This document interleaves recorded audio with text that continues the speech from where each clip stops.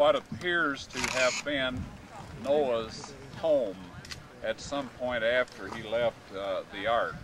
This house had an extremely thick wall, and the windows were such that on the outside there was kind of a small opening that, say, a wild animal could not have gotten through.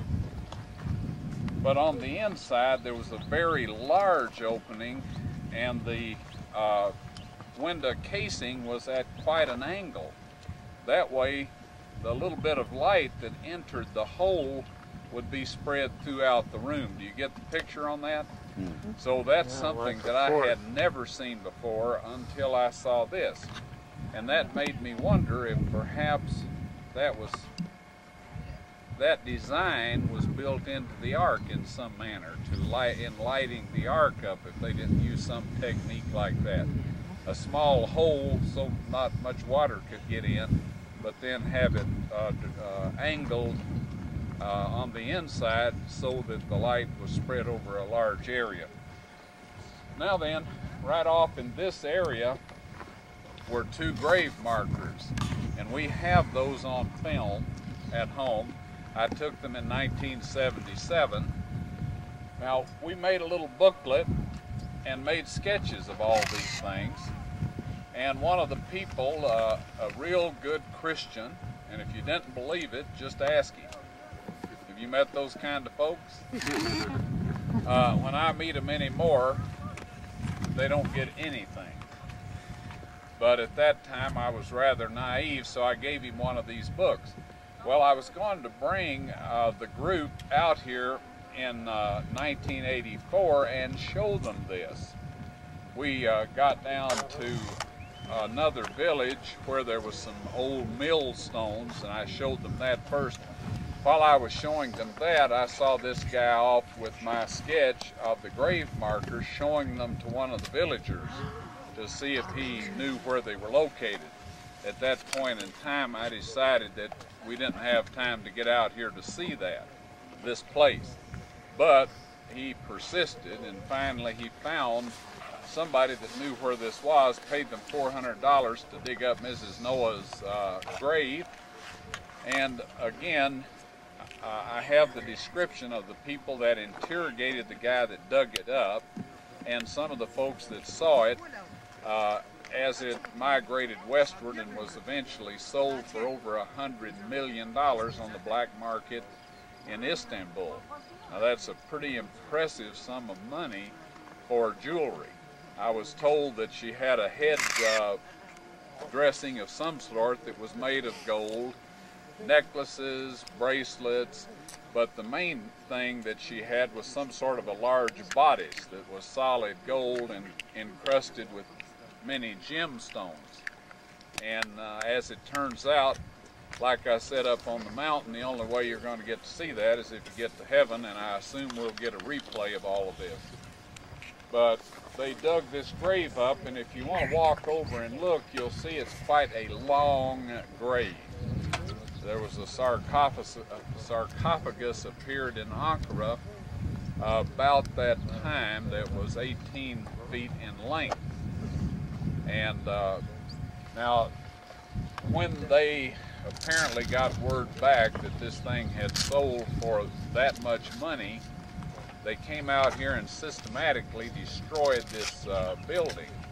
When I first saw it in 1977, it was pretty much intact except for the roof. And ancient buildings usually have lost their roofs if somebody hadn't lived in them recently. Now then, if you want to go with us up to this large stone right in the saddle of the valley there, that appears to have been an altar.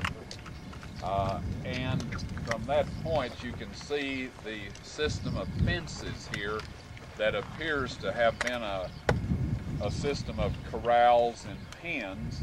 And we were told that Noah became a husbandman, and of course there's cattle husbandry and it's specifically mentioned that he planted some grapes or a vineyard.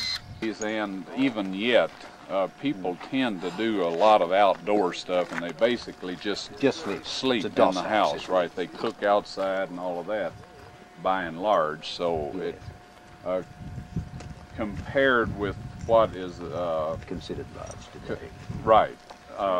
Back in those days, this would have been a very large sleeping quarters. Yes. Today, of course, it wouldn't be that big. No. Looking down at the modern village of Arzap, the Turkish name is Saglaksuyu, and Ron's material, he had mistakenly called it Kazan.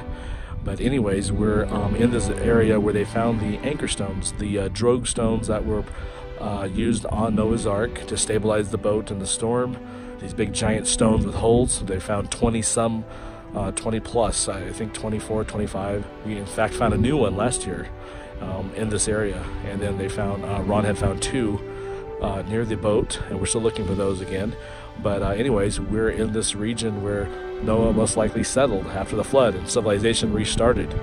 It's a beautiful spring day, and we'd love to have you guys out here and check out the sites with us and get photographs and just experience the area where Noah restarted civilization after the flood.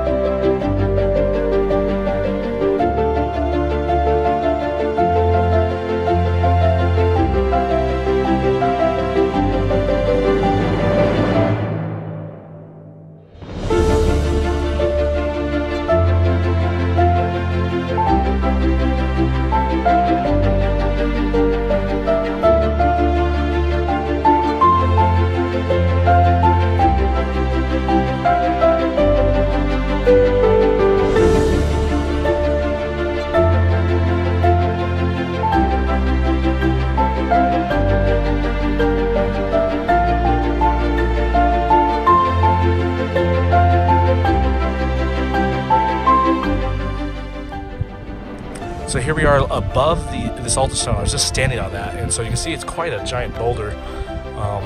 Especially if you get somebody nearby, you can get a perspective view of the height compared to a man.